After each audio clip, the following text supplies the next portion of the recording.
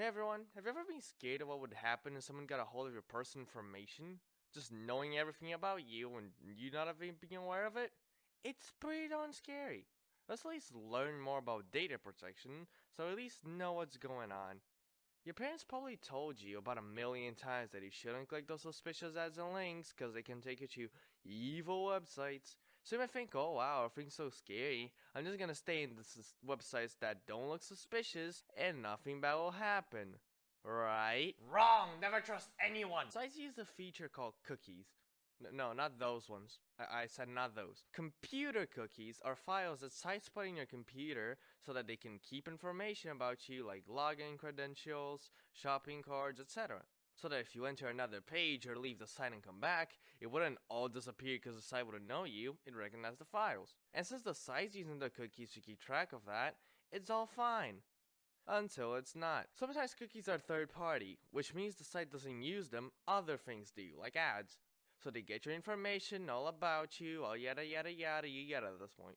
So you can only allow the cookies inside you trust, like YouTube, Twitter, AliExpress. But what can they do if they do interact with your computer? They take your IP address, of course. But what's that?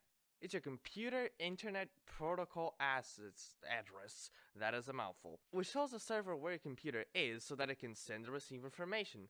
But if someone gets a hand on what your IP is, they can do almost anything they want. They get your computers and your own information, the files, and even access to your computer directly. One of the things hackers can do when they get your IP address is access your files and take them from you, just locking them out of your access until you pay them money, literally like a virtual robber. And the worst thing is, you can't even defend yourself properly, because if you do try to fight back, they might increase the price, or just permanently delete all your files.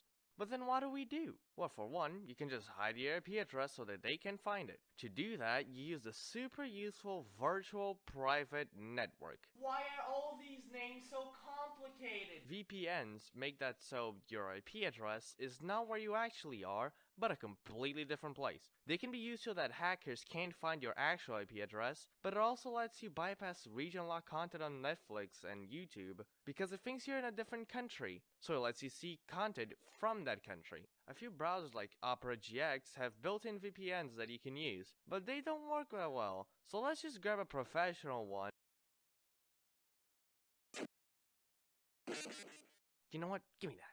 Another way of protecting yourself is checking if the site uses the magic word HTTPS. HTTPS would stand for hypertext transfer. This thing. It's a protocol which a few sites use so that it encrypts the site's data, which means that anyone that wants to access the contents of it have to interact with the server, which makes them visible to the owner. That makes it so that hackers can't access the site anonymously, so whenever you enter your site, just check right next to the URL if the little padlock thing is locked, because that means that the HTTPS is on and you're safe to go. But most importantly, to not be gotten advantage of and to protect yourself while browsing online, you just need to not be dumb. Using internet smartly is the way to go so that you don't get information stolen and you can browse safely. So if you're not going down the deep web, you should just be careful not to get scammed. Thank you for watching the video, I hope you liked it, stay safe, and I'll see you next time.